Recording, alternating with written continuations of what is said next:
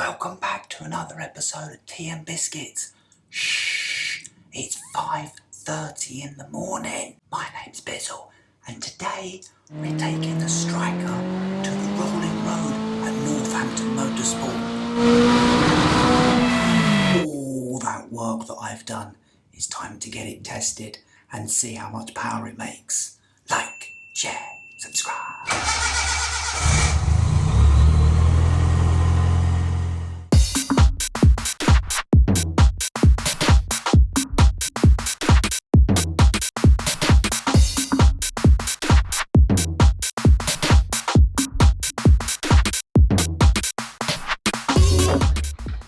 Having been on a number of rolling roads now, I generally know what to expect. Double check to make sure that you've actually got the appointment still booked before getting the car off the trailer and round into the rolling road bay. They're going to want to check some certain bits on the car. They're going to want to fit their own lambda sensor. They're going to want to make sure they can actually get to the ECU and plug it in and it's not code locked. They also want to check things like the brakes aren't binding. So these are good things to check before you go. A rolling road generally is a 3 or 4 hour session, and they should be starting off with the power run as what it is, and then they're going to try and make as much power as they can, and then they're going to fill in the gaps for the different rev ranges and the different throttle positions.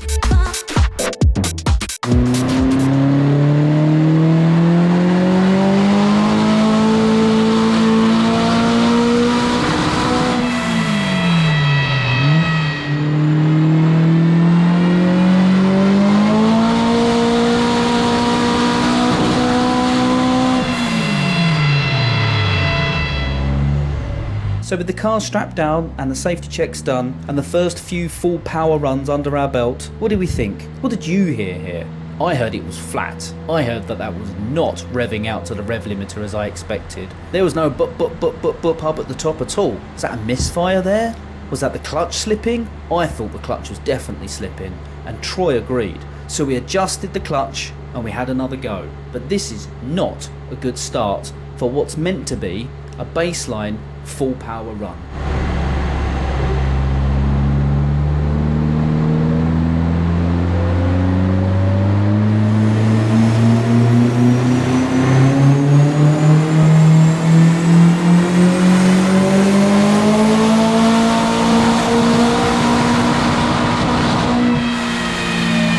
So that was better.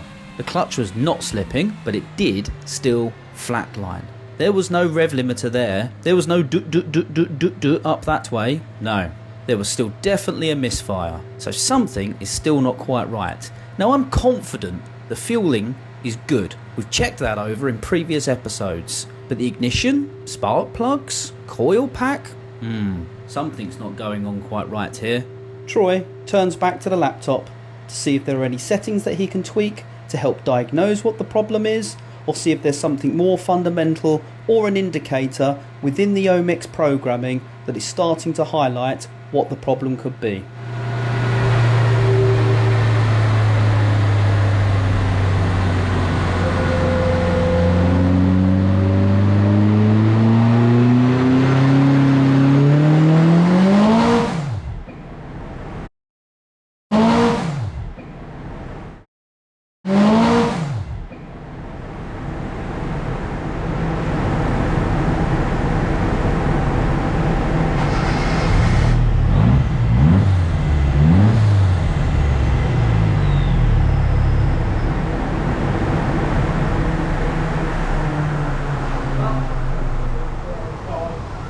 So interestingly, I've obviously slackened took all the tension out of the cable. It wouldn't actually go into gear then, but I did have to put it in gear and start it with the engine in gear. And then I did that run and it felt like it was flat as anything. And then I made one change, which I think was purely coincidental, which was to the dwell time. And then I did that run and it literally lit the clutch up straight away. So whether or not there is an issue with the ignition system, I don't know. So dwell is the length of time that the ECU charges the coil for before it stops charging, and then the high tension circuit discharges the spark. So there's a finite amount of time that you can charge the coil for, because you know, the engine's done a cycle and it needs another spark. So you can't charge it indefinitely. Also, if you overcharge it, you just put more energy through the coil and through the driver in the ECU, but you don't get any more spark, and eventually that will damage the ECU. So there's a fine line between too much coil charge and not enough. If you don't have enough coil charge, the spark won't jump a gap across the spark plug. So sometimes with boosted engines, you need to close the gap down a little bit on the plugs. These are new plugs. Right, so they're probably gaps quite wide. So that might be why we were having the misfire. Yeah. It wasn't hitting the limiter. No, it wasn't though. No, but as soon as we get any power out of this thing, the clutch is going to die. So New clutch. yeah, there's no point in doing anything else, mate. So new clutch, different injectors, gap spot plugs. Yeah, and they need to go probably down to like 20, maybe 22,000 gap. Let me just make some.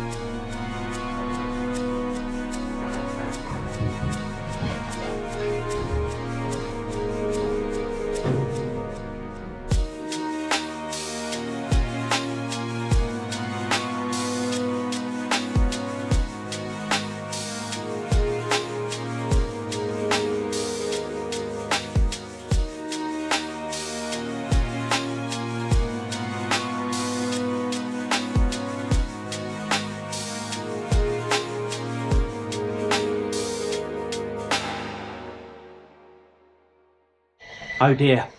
So that's the end of the session. We've only been going about 45 minutes. Clutch has smoked. My injectors were the wrong injectors.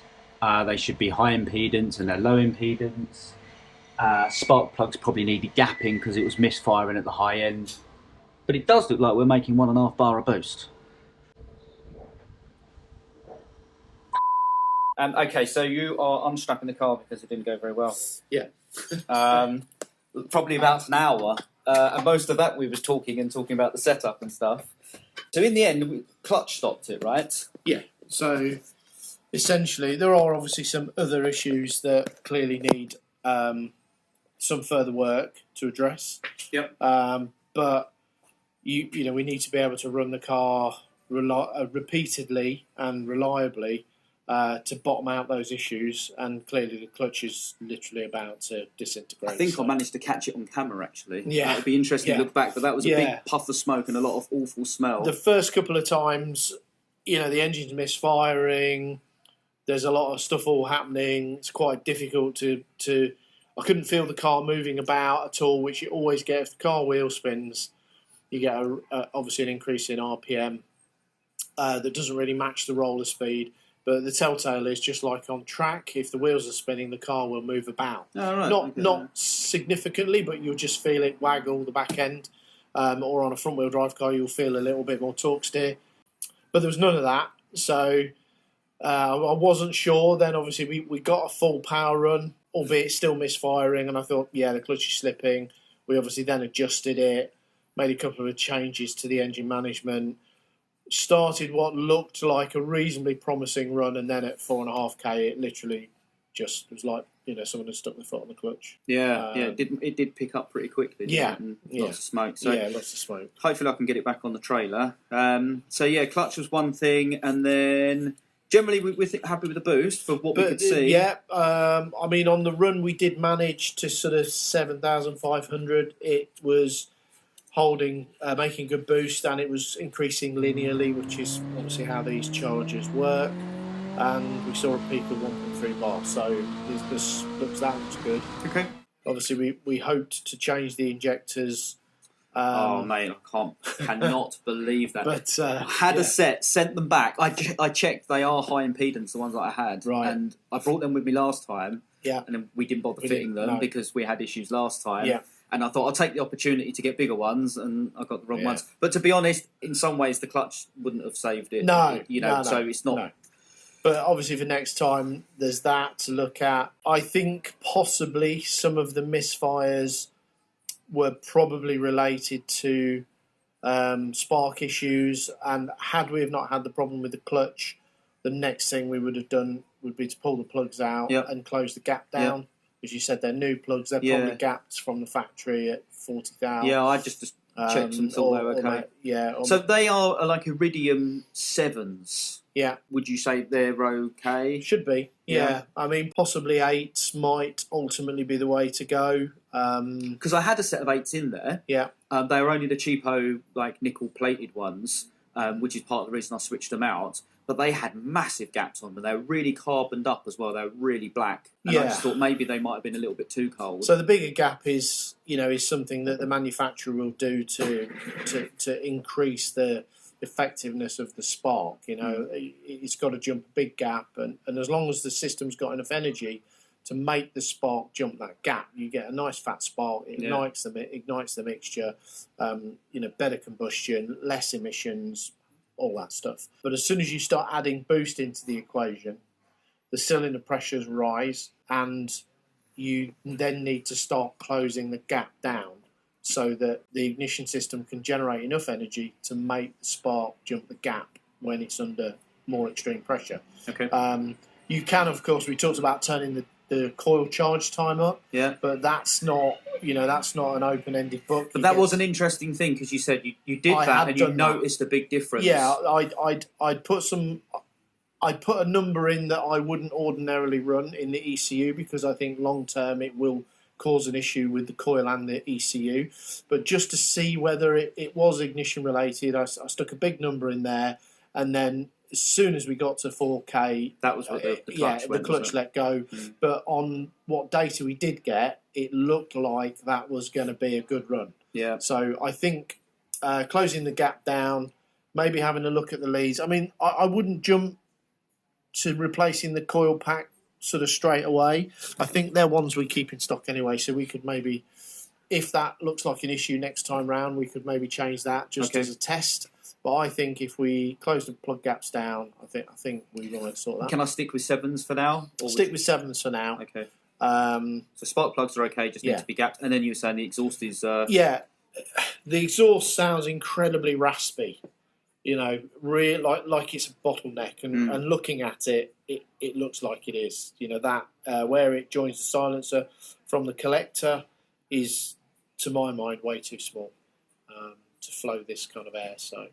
yeah, I think that ultimately needs a bit of attention, but definitely charger working much, much better. Yeah, that's good to hear. Yeah. Because that was a lot of effort and money to get that going. Course. So clutch is going to be just time consuming. Yeah. Because they're not too expensive. This is a stupid question. Here's one for you. So this is a Toyota engine and a Ford gearbox. Yeah. Am I looking at a Ford clutch or a Toyota clutch? Where's the clutch? So the bit that actually connects to the gearbox is the clutch centre plate. Yeah. So effectively you'll end up with a hybrid, which is the clutch cover will need to mate to the flywheel. Yep. Then the clutch centre plate will need to mate to the input shaft of the gearbox.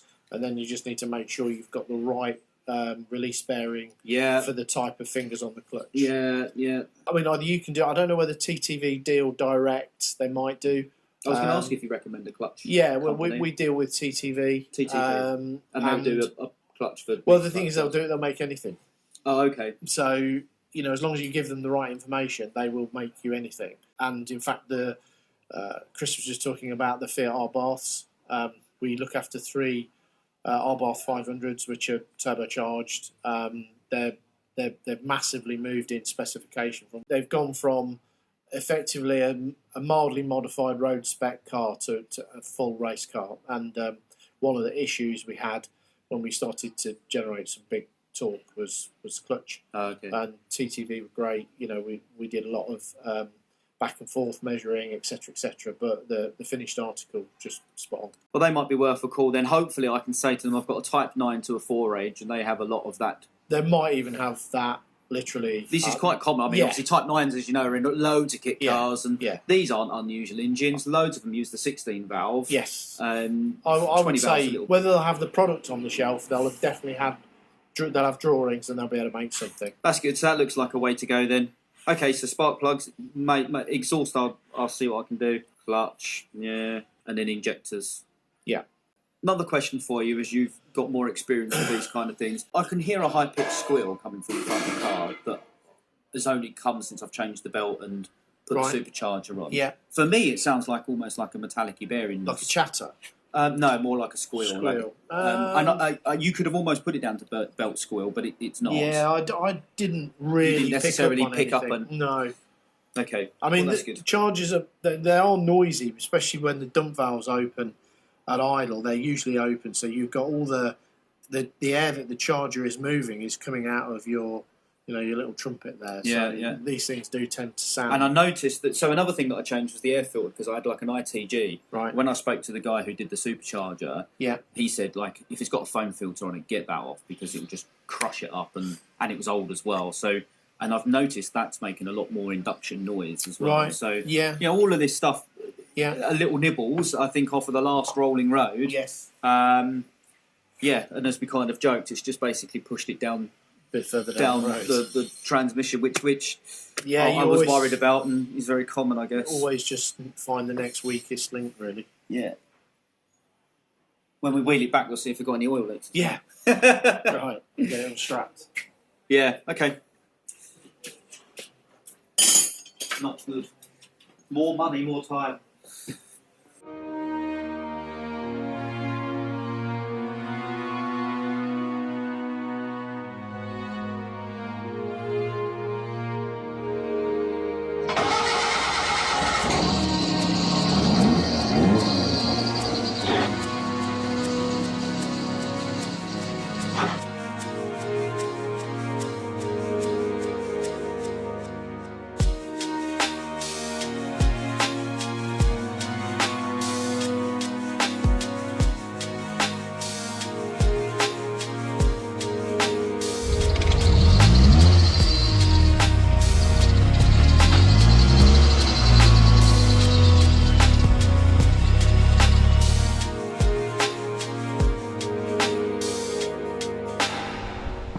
Something you always have to do when you strap down a car is give it a little tap to say, you stay there, my mate.